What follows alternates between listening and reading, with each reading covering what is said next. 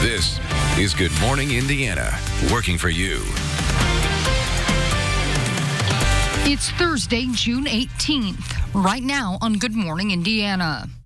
The Circle City reaching a grim milestone overnight when it comes to deadly violence.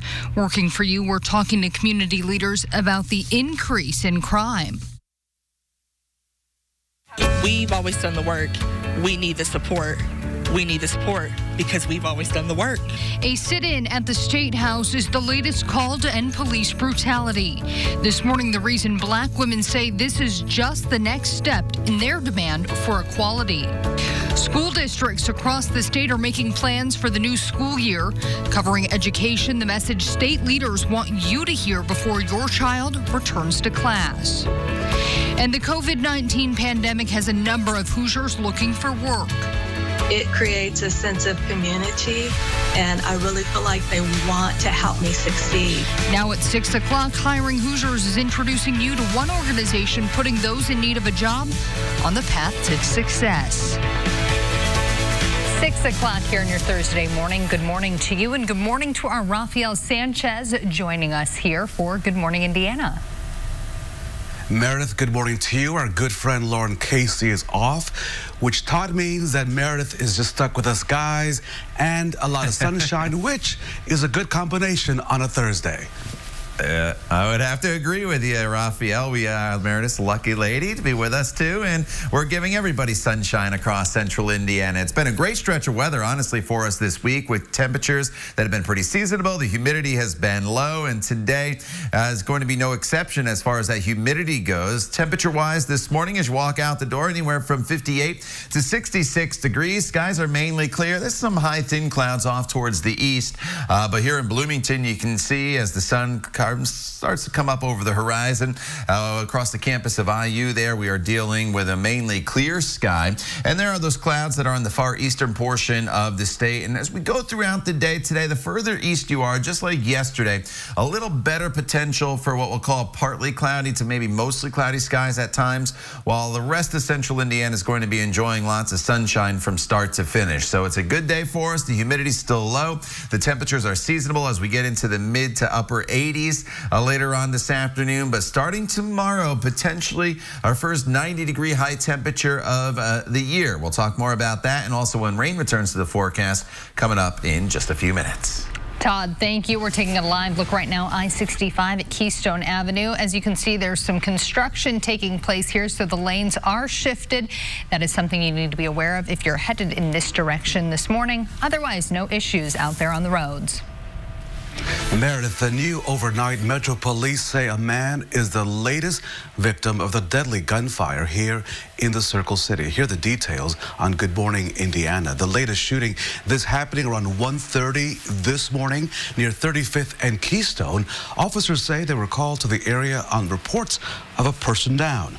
When they arrived, they found the victim with gunshot wounds. At this hour, officers say they're interviewing witnesses to learn what happened. The overnight homicide means 100 people have been killed in Indianapolis since the beginning of the year. Now, community leaders say the city is on track to see a record number of homicides by the end of the year. Working for you, our Kelsey Anderson spoke with one community leader who says he wants to see the mayor take action. Reverend Dr. Charles Harrison says, as a city, we are bleeding and we need to take action now instead of waiting for someone else to step up and do something. In the early morning hours Wednesday, 7 people were shot, 2 of them fatally. Community leader Reverend Dr. Charles Harrison took to Twitter saying, Indy is in a public safety crisis. He continued saying, quote, if Black lives matter, then why is there not an urgency about alarming number of Blacks being killed by homicides in Indy? He says, as a parent, he doesn't feel the city is safe for his 2 teenage children. We need the mayor and all the elected officials to join in with us community leaders, and we need to address this together. Yeah. Our children should not live in this kind of fear. They shouldn't. Our seniors shouldn't live in this kind of fear. None of us should live, in this kind of fear. Yesterday, 4 people were shot and killed in Indianapolis and another one early this morning, bringing the city's total to 100 homicides this year, a number we didn't see until September of last year. I spoke with Shauna Majors, the city director of community violence reduction, and she says now that COVID-19 restrictions are starting to be lifted, her and her team can safely get back out into the community. They have community outreach events already planned for next Friday. Both Harrison and Major believe the more people that are involved in this fight against violence in the city, the easier the battle will be. For resources on how you can get involved, head over to theindychannel.com. I'm Kelsey Anderson, RTV6. Kelsey, thank you so much. The time now is 6:05 here on Good Morning Indiana. Another demonstration held last night here in the state capitol in downtown Indianapolis. But this time the focus was on women against police brutality. Alyssa Donovan is live this morning at the Indiana State House with the details. Alyssa, good morning to you.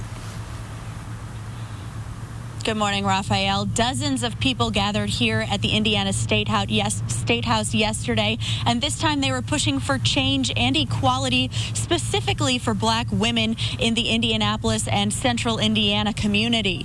Now, this event called Saving Our Sisters was a way to honor the black women who have been fighting for equity and to recognize those who have been lost to senseless violence. Organizers of the demonstration say women have always done the work to get change pushed through.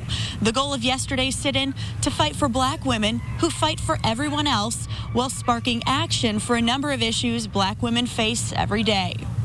Whether it be maternal health, mortality, going missing at alarming rates, sexual violence, domestic abuse, and so many other health disparities that we can't even fathom.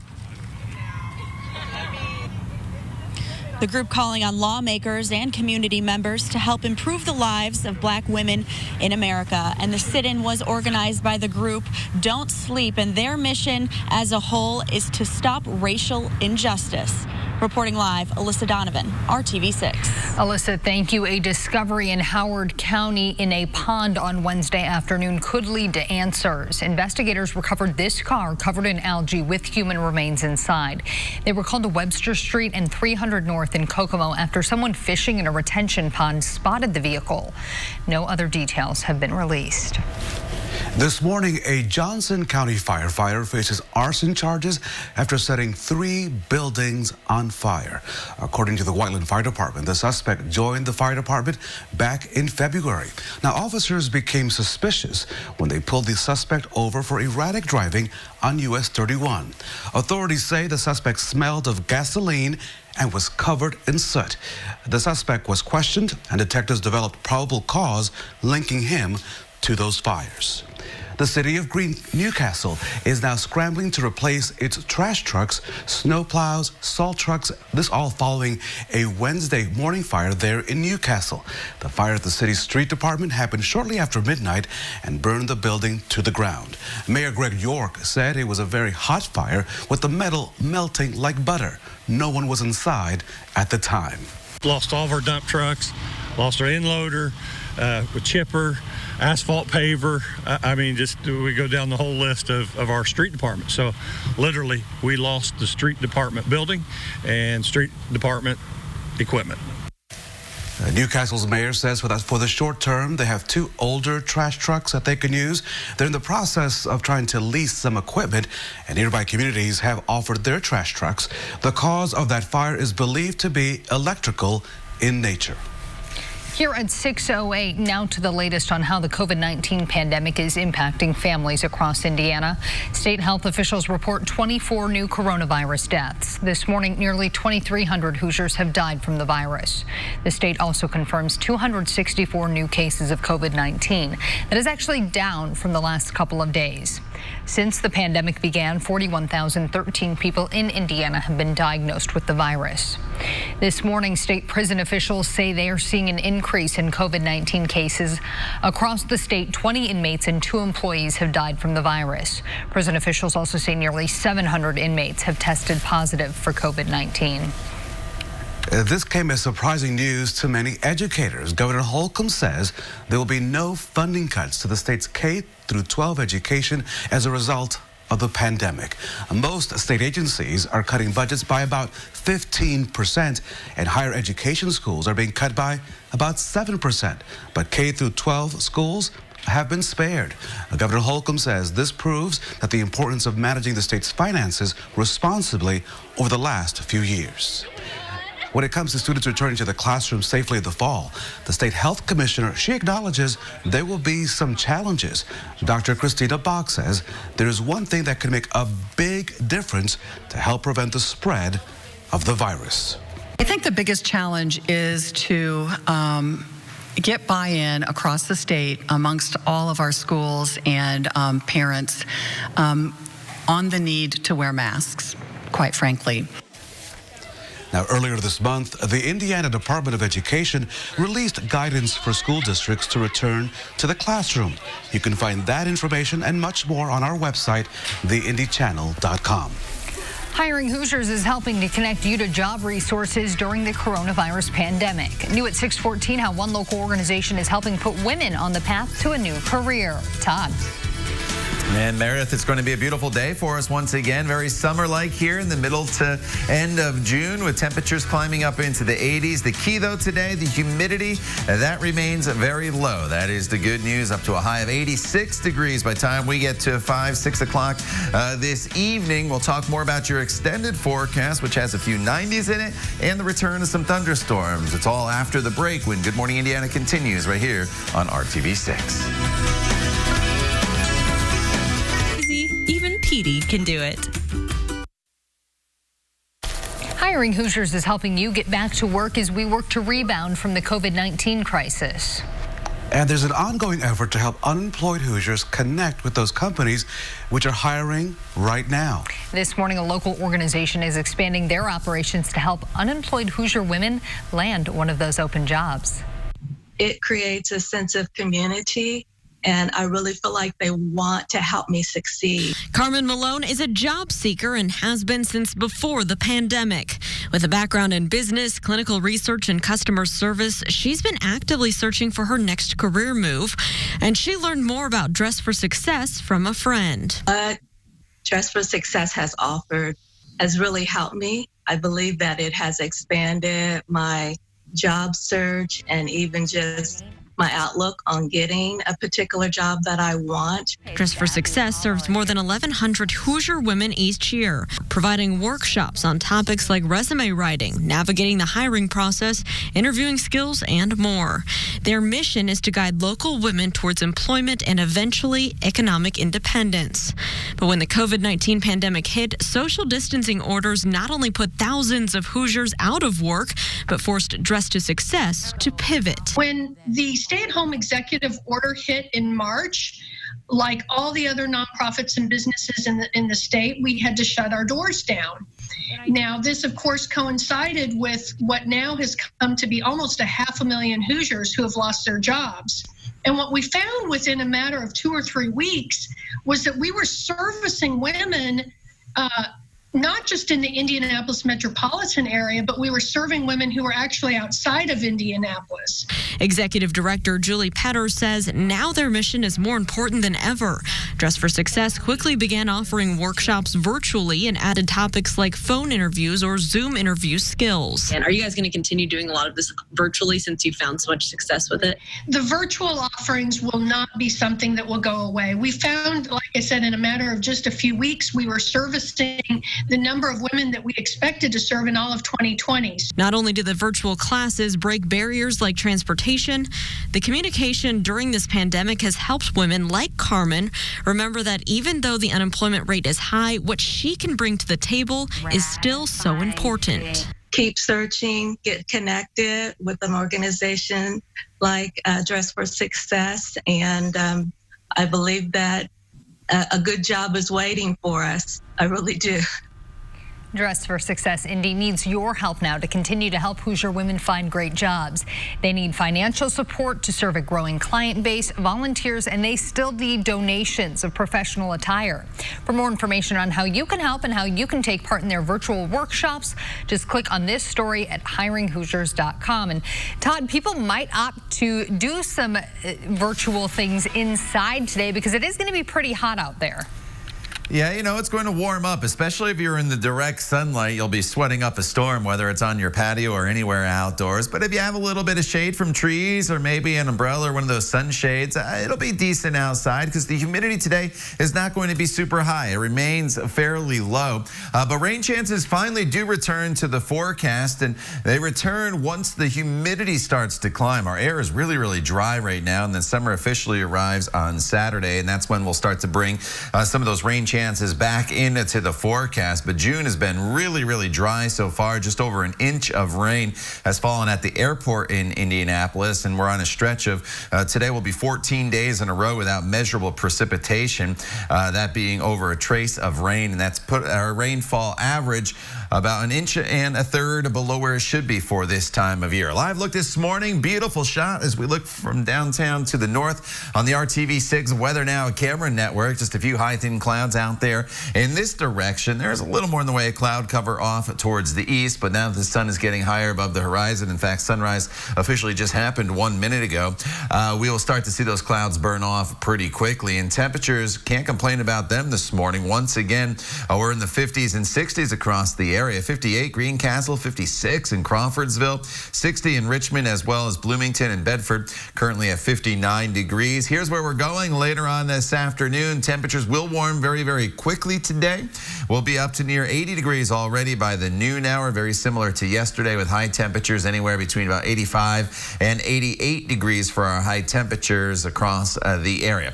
There's a little bit of cloud cover that I mentioned near the Richmond area, stretching down towards Greensburg as part of an area of low pressure that is just off to our west. That's kind of throwing clouds and trying to throw some showers back in our area, but our air is very, very dry, so that's why we'll see some cloud cover at times throughout the day, but we will not get into any of that rainfall. Temperatures will be in the 60s here throughout the course of the evening hours. And as we look ahead, tomorrow we make the jump up to 90 degrees with mostly sunny skies. Humidity comes up a little bit throughout the day tomorrow. It's not super, super high. The humidity comes up a little more during the day on Saturday. Saturday is going to be partly cloudy, but with the chance of a few spot storms late in the day, so don't cancel any plans. And then as we get into Father's Day, 89 degrees, and Sunday is the day that we really target to be the most humid across the area, and the higher humidity and the warmer temperatures will go hand in hand to help to create some of those thunderstorms across the area. Going forward in the forecast, more of the same, scattered showers and storms Monday, Tuesday, and Wednesday, with temperatures that'll be a little cooler in the 80s. Meredith? Todd, thanks. Renters in the market for a new place might find a welcome surprise. Landlords are lowering their prices all across the country. Apartment rental listing sites show that prices are down between 10 and 20% on average. Big cities are seeing the biggest decreases, especially on higher end properties. Real estate agents say that's partly because of the increase of people working remotely. Some have opted to move out of cities to places where they can get a little more bang for their buck. One leasing firm estimates new leases are down 62% compared to this time last year. We've seen some huge rebounds in retail sales, but one group is not spending as much as most would hope, and that could have a major impact on the economy's recovery. You see, Harvard researchers, they've been tracking credit card data to see spending habits of many people. They say that lower income earners are spending nearly as much as they were before the pandemic, but high income earners, they're way behind. And that's likely because they're not spending on things like vacations or eating out or high-end restaurant expenditures.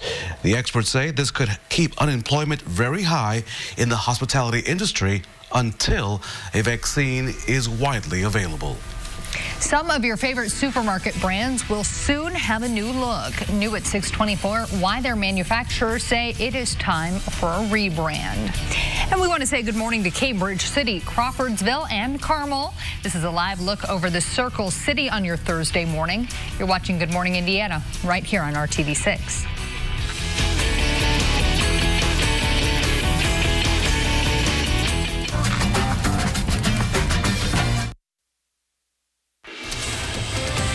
It's now time for what's trending at 6. And Meredith, you probably don't know this, but Lord and I, we often talk about you because we think you are the most generous person on the team. Did you know that? I didn't, and I feel like you're twisting my arm, maybe. I have not. Okay. Because I want you to keep this in mind as I tell you the story about this awesome guy in Oklahoma, because you guys have a lot in common. Oh. So if I need a loan, just keep this in mind. So let me take you to Oklahoma, where a man did not like how high school seniors were ending the year because of the pandemic. You see, 78-year-old Glenn Crane decided to do something really special, and he donated $100 to all 88 graduating seniors there in Enola, something that Meredith would do. Crane is a retired American Airlines employee. He doesn't have any kids, and he says he considers the community at large to be like family. So some of those students are now saying that they one day hope to pay it forward, well, just like our generous Meredith. That is awfully generous, but I think you're overestimating my bank account, Raphael. A Kansas City teenager is at home recovering not from a bout of COVID, but from a heart transplant. Lauren Case has lived most of her life with a heart rhythm problem. 2 weeks ago, a heart became available and she recently underwent a transplant. Her doctors and hospital did have to take extra precautions before heading into surgery. Now Case and her mom are just waiting out the pandemic. We wish her well. We sure do. This is Teacher Thursday, and our hometown hero is a teacher, Katie Meyer. She's an educator at Geist Elementary, which is part of the Hamilton Southeastern School District in Fishers. Congratulations to her and her fellow team members at Geist Elementary. Now it's time to get schooled on your forecast with Todd Clausen. Hey, Todd. Yeah, Raphael, it's got a great forecast for us here this morning. We've had this nice stretch of comfortable mornings where you could kind of turn off the air conditioner the night before where you went to bed and open the windows because temperatures have dropped down into the 50s and 60s. That's where we sit this morning with skies, as you see, as you look from downtown to the north, that are mostly sunny, just a few fair weather clouds. The one thing you'll notice throughout the day today will warm pretty quickly, already into the low 70s by 10 a.m. with high temperatures later on this afternoon. That'll be topping off anywhere from about 86 to 88 degrees. The one exception off to the east, Richmond, portions like Connorsville, Greensburg could be a little bit cooler because the further east you are, a little more in the way of cloud cover later on this afternoon, but where you see more in the way of sunshine easily into the mid to upper 80s. We'll talk more about your extended forecast coming up in just a little bit. Todd, thank you. Some of the best-known brands in the supermarket facing new scrutiny for racial stereotypes. As ABC's Andrea Fujii reports, the makers of Aunt Jemima, Uncle Ben's, and Mrs. Butterworth are all promising change amid ongoing protests demanding racial equality. For generations, frosty mornings have seemed warmer with stacks of Aunt Jemima buckwheats. This morning, a sign of the times. After 131 years, the company behind Aunt Jemima is retiring the brand and the image, acknowledging its origins are based on a racial stereotype. Men, ask for Aunt Jemima buckwheat pancakes. They're good. The name and smile were originally based on a minstrel character in the antebellum South, portraying a mammy, the stereotype of a black woman happy to serve her white masters. It took literally people's deaths for this company to really take a hard look at what was in front of them. The decision coming amid nationwide protests over racial injustice and after singer Kirby posted this video, now going viral, entitled How to Make a Non-Racist Breakfast. Not today. Black Lives Matter, people. Even over breakfast. PepsiCo saying its decision to retire the brand is an effort to make progress toward racial equality. And this morning, more brands facing scrutiny. Mars, the maker of Uncle Ben's, saying now is the right time to evolve the Uncle Ben's brand. It's not elaborating on how it will evolve, only saying the company is listening to consumers. ConAgra also saying it will review Mrs. Butterworth's, adding the brand is meant to evoke the image of a loving grandmother. Andrea Fujii, ABC News, New York. This is Good Morning Indiana, working for you.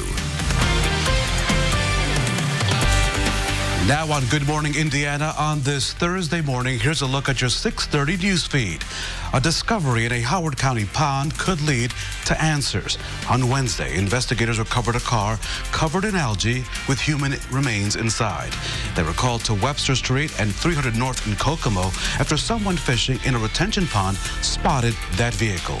No other details have been released yet. If you saw thick black smoke near downtown last night, this is why. A garage on Central Avenue near 14th Street caught fire just before 7:30 in the evening. Fire crews tell us some 911 callers reported hearing an explosion. Firefighters say that may have been tires popping or gas tanks blowing inside of that garage. Thankfully, no injuries were reported. Working Hoosiers showed solidarity downtown, joining a nationwide caravan demonstration against racial injustice. Dozens drove around the State House on Wednesday for the Workers' First Caravan for Racial and Economic Justice. The campaign is calling for bold policies to confront the public health pandemic and economic freefall and long-standing structural racism. Big news for Target employees. The retail chain is raising its minimum wage from $13 to $15 an hour next month. The change will take effect on July 5th. Target pledged 3 years ago that it would implement the raise by December 2020. The new rate applies to 275,000 part-time and full-time workers at Target's discount stores, distribution centers, and headquarters. A reminder, through this Sunday, you can help people who may be struggling to put food on the table. RTV6 is proud to be teaming up with Kroger to support Second Helpings. Now through Sunday, you can round up your grocery bill or select a donation amount of your choice when you check out at select Kroger locations. You can find out more at theindychannel.com/Feeding Hoosiers. It is a great cause. I hope you will join us in this effort. Welcome to Good Morning Indiana. On this Thursday, I'm Rafael Sanchez from my living room studio here in Johnson County. And Meredith, as I look outside of my living room window, it's going to be a beautiful sunrise here in central Indiana. It is, and the temps are nice to get outside and maybe go for a morning walk, Todd. They are going to rise, though, as the day continues. Yeah, and they're going to climb pretty quickly here, Meredith, throughout the course of the morning hours. Very similar to yesterday. Honestly, not a whole lot has changed in this forecast over the past 3 days. The high temperatures just gone up a couple degrees here and there throughout that 3-day stretch. Yesterday, 85. Today, we should be getting up to about 86 to 87 degrees. But this morning, Raphael mentioned it's a beautiful sunrise that's taking place. Get out there and take a look. Just some high, thin clouds making their way through the area. Temperatures today will be climbing into the mid-60s already by the time we get to 9 a.m. One thing you do notice is there's a little more in the way of cloud cover this morning from Richmond down towards the Greensburg area. So if you live in those areas or you're traveling to those areas, just know it's not quite as sunny. But as we go forward throughout the course of the day today, we'll turn it partly cloudy this afternoon. But even with a little more in the way of cloud cover today, at least compared to yesterday, look where our high temperatures are going. We're getting close to 90 in Lafayette, 88 in Rockville, about 86 in Greenwood. As you work your way eastward, Rushville a little cooler with some additional cloud cover, but still above normal at 84 degrees. And as far as rainfall, we haven't seen substantial rain in 14 days officially at the airport in Indianapolis. We're dry today and tomorrow, but then the rain chances do increase starting late Saturday. We'll talk more about those rain chances and look ahead to the rest of your 7-day planning forecast coming up in just a few minutes. Meredith. Todd, thank you. We're taking a live look up at I-465 at Ditch Road this morning. You can see there is a lot of traffic out there this morning, but no issues to report. New overnight Metro Police say a man is the latest homicide victim in Indianapolis. Officers were called around 1:30 this morning on reports of a person down near 35th and Keystone. When they arrived, police found the victim with gunshot wounds. It continues this year's trend of a dramatic rise in homicides, even though crime in Indy is down overall. Oddly enough, our violent crime overall is down quite a bit, but our homicides are it's just hard to explain the difference in violent crime overall being down, but that one area. And it's because people are using a handgun for their mouth. Police say they are still talking to witnesses in the latest homicide that happened overnight. That latest death marks 100 homicides in Indianapolis since the beginning of the year. Working for you are Kelsey Anderson. She spoke with one community leader who's calling on the mayor to take action. Kelsey, good morning. Reverend Dr. Charles Harrison says, as a city, we are bleeding and we need to take action now instead of waiting for someone else to step up and do something. And it's not just a black problem. This is an Indianapolis problem. Reverend Dr. Charles Harrison has always been vocal with his concerns of violence in the Circle City.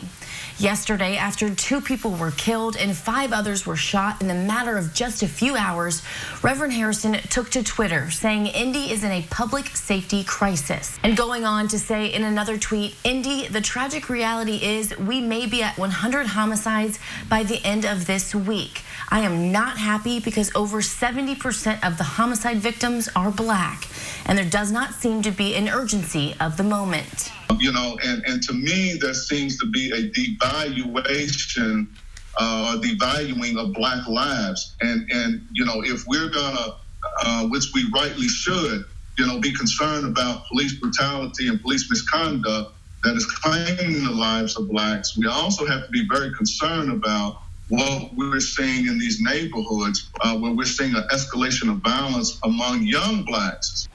In total, 4 people were killed in Indianapolis yesterday, and another person was killed this morning, bringing the homicide total to 100, a number we didn't see last year until September. He's calling on the mayor and other city officials to take action. I know the mayor is very concerned, chief of police, myself, we are very concerned. The community is extremely concerned. Shauna Majors, the city's director of community violence reduction, says now that COVID-19 restrictions are beginning to lift, her and her team can safely get back out into the community. Starting next week, they will kick off some of their programs. They have an event next Friday at Martin University and a panel discussion on domestic violence resources next Saturday. Majors tells me they are also kicking off their Safe Summer Saturdays a little earlier than usual. Which means we get out into the community on Saturday nights downtown and various spots around the city that are, you know, considered high traffic area for our youth and our young people to try to engage them, get them involved in some mentoring programs. School is out now officially, so we definitely want to try to provide some more activity for our kids to get involved with. Major says right now they are taking applications for new community organizations to work with them and help curb this violence in our city. For more information on how to get involved, head over to theindychannel.com. I'm Kelsey Anderson, RTV6. Kelsey, thank you. There were more demonstrations downtown last night, but this time the gathering was held specifically by and for Black women. Our Alyssa Donovan is live this morning. And Alyssa, the reason behind a sit-in at the State House is that there's a reason behind this sit-in at the State House. That's right, Meredith. They're pushing for change for specifically Black women in America and here in Indianapolis. And many of the demonstrations that we've seen over the past few weeks in Indianapolis have been led by strong Black women. And yesterday's demonstration was pushing for change for exactly those women who are constantly fighting for change for others. The event was organized by the group Don't Sleep, organizing the rally at the State House. The demonstration, a way to recognize the Black women who are fighting for equity and remember those who have been lost to senseless violence. They also want to spark action for a number of issues Black women face on a daily basis, like maternal health mortality, sexual violence, domestic abuse, and health disparities. Organizers say women have always been on the front lines when it comes to getting change pushed through. A lot of the times we're the ones who are lifting the paperwork. We're the ones going up in the State House asking representatives for meetings. A lot of the times we're the ones who are out fighting, going up to police stations, begging for our Black men to be let out of jail off of senseless crimes. Yet we're lost. And demonstrators calling on lawmakers and community members to help improve the lives of Black women in America. The group's overall mission that organized this event is to put an end to incidents of social injustice. Reporting live, Alyssa Donovan, RTV6. Protesters with Indy 10 Black Lives Matter also organized a peaceful protest. This time it was geared towards families. They drew messages in chalk honoring the lives of Drejon Reed, to name a few, in front of the Indy Police Union headquarters. Reed, as you may recall, was killed by police on May the 6th after police say there was an exchange of gunfire. Protesters say peaceful demonstrations will continue to pop up around Indianapolis until all details of the death of Reed are released to their family and the public. With tax revenue falling because of the coronavirus business closures, there was concern that school funding could face shortfalls as well. Coming up, the governor has an answer on whether the budget knife could impact the state's students and teachers. State Road 37 in Fishers. The number of COVID-19 cases in Indiana has now surpassed 41,000, but the rate of increase appears to be slowing. On Wednesday, the state health department reported 24 new deaths and 264 new cases of the virus. That raised the overall number of deaths to just shy of 2,300. Marion County continues to have the most cases at more than 10,800. But with the rate of increase slowing, Mayor Joe Hoggs had announced last week that the county will begin stage 4 of reopening tomorrow. Here is what that means. Movie theaters, bowling alleys, museums, and zoos can reopen at 50% capacity. Bars and nightclubs can also reopen, and retail stores can open at full capacity. Let's talk money. Let's talk schools. Governor Holcomb saying that schools in Indiana will not see their state funding cut due to COVID-19. The state is expecting a revenue shortfall of more than $1 billion this year because of lower tax collection during the pandemic. Higher education schools are being cut by about 7%. But the governor says K through 12 education will be spared. He says the state will move forward with the current budget, which includes a $183 million increase in K through 12 funding. This just illustrates or underscores the priority and the importance that we place at this very foundational level, that we were able to arrive here, and how important it has been that we have prudently managed our state, fiscally speaking, through the good times and the tough times. The governor says he hopes this helps school district leaders have some certainty as they prepare for the future. It began as a warm-up exercise, but what it turned into may inspire you. Next, an impromptu duet that's capturing the nation's attention at a very critical time. Todd. And Meredith, temperatures are still in the 80s for your afternoon highs today, but as we look forward in this forecast, the 90s are set to return potentially tomorrow. And then Saturday, that's the first official day of summer at a high temperature of 92 degrees. We'll talk more about the weekend forecast. Not only does the temperature come up, rain chances are on the rise as well. It's all coming up when Good Morning Indiana continues. The time now is 6:44. Working for you. We are taking a live look right now at I-69 at 126th Street. As you can see, traffic is slowing a bit in this area, and there are some emergency crews on the scene. We understand there is some type of hazard. Unfortunately, the bridge right there is blocking what that is, but this is just something to be aware of if you're about to hop in the car and head that direction. That traffic may be backed up in that area. Okay, Raphael, this is my favorite story of the morning. It was supposed to be a warm-up for an important performance for one young woman, but it turned into so much more for Madison Hallberg. The student at Portland State University in Oregon had been chosen to sing the national anthem at the school's commencement. A video crew from the school was shooting her warm-up when a stranger happened to walk by. And that stranger told the video crew that he could sing as well, and he asked, hey, can I join in? What happened next, Meredith, as you know, created a heavenly harmony. And the rockets regular, the bombs bursting in air, gave proof through the night that our flag was still there. Oh, say does that star-spangled banner yet wave? Oh, the land of the free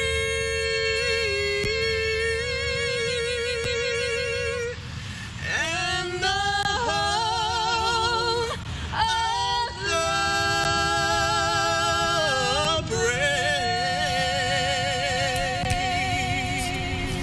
I could listen to that all day long. Where is that on iTunes? A song, Incredible. Of course, our anthem that stirs raw emotions. What a moment. My understanding, Meredith, is that the guy is an opera singer. Yes. And the lesson to all of us from this is be open because the unknown may surprise you. And I think it's a great lesson in instead of trying to sing over one another, we should all try to sing together in harmony.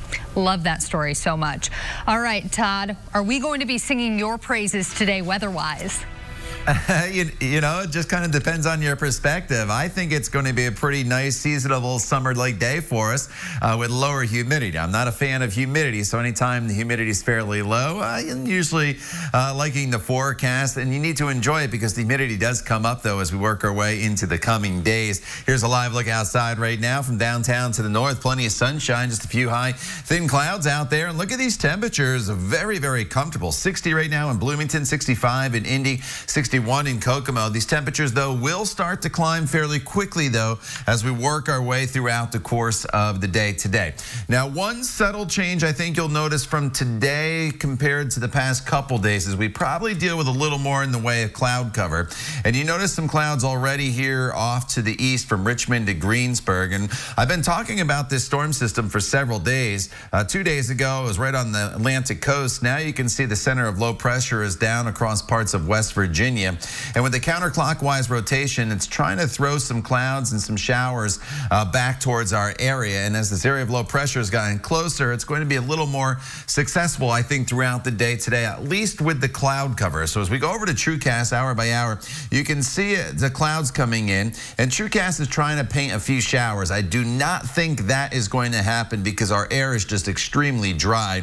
The storm system may try to throw some showers at us, but they're eventually going to evaporate before they even reach the ground. So the bottom line is today, the further east you are, a little more in the way of cloud cover. The further west, you're just talking about partly to mostly sunny skies throughout the course of the day today. And here's your temperature breakdown. 71 already by 9 a.m., 80 degrees by the noon hour with high temperatures in the mid to upper 80s as, again, we build in just a little more in the way of cloud cover later on this afternoon compared to this morning. Overnight tonight, partly cloudy, temperatures in the 60s. Looking ahead to tomorrow, potentially our first 90-degree temperature of the year.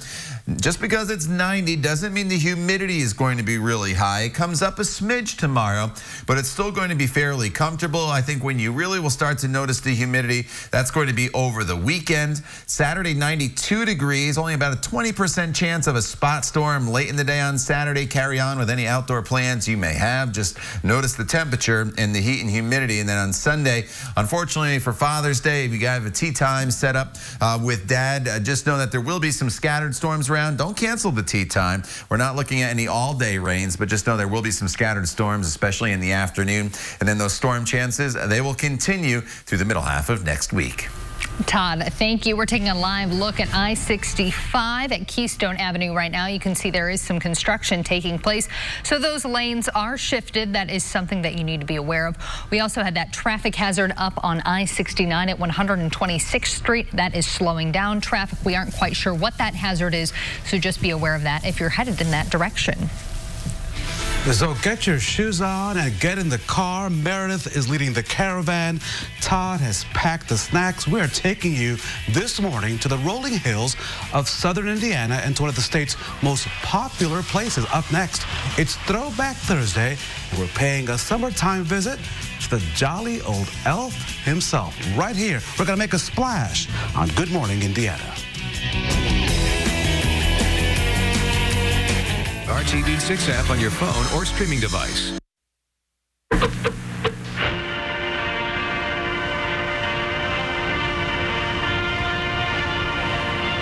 It is time for Throwback Thursday, and this morning, Meredith, you are leading the caravan to Holiday World. Yes, you are, because you know everything about Indiana. But unfortunately, as you know, we're at work, so we're going to take all of our friends right here on RTV6. We're going to take them virtually. You are so generous. Ah, well, did you know, Raphael, that Holiday World is believed to be the nation's first theme park rather than simply an amusement park?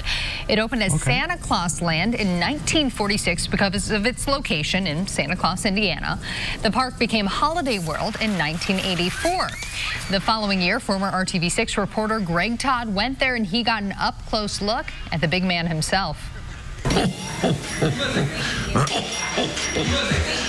Santa Ray Yoakum has been greeting the visitors here for 7 years, full-time since the death of his predecessor, 90-year-old Jim Yellig, who held that job since Santa Claus Land opened. What is your favorite toy? A transformer. A transformer. And what would you like? The mechanical giant. I'm sorry, but the last thing I would want to wear in July is a Santa suit. Holiday World just opened to the public yesterday for the first time since the COVID-19 pandemic. And we have much more on what the park used to look like at our website, theindychannel.com/history. I love the water park. When I get there, I'm a big Holiday World, rah-rah-rah cheerleader. And their water park is amazing. It is amazing. I'm just saying. I don't think I've been there, and if I have, I was too young to remember. So might have to take a field trip this summer. Todd, the weather is going to be good, though, for the water parks and the pools that are open in Indiana. Yeah, it absolutely will. And Raphael will put you in the front of the log flume, right? So you get the most wet when we go down the hill. The water park, a great place to be today. And in the coming days, as we'll have to deal with warmer temperatures, 90 tomorrow, 91 on Saturday. Spot storm on Saturday, a little better storm chance.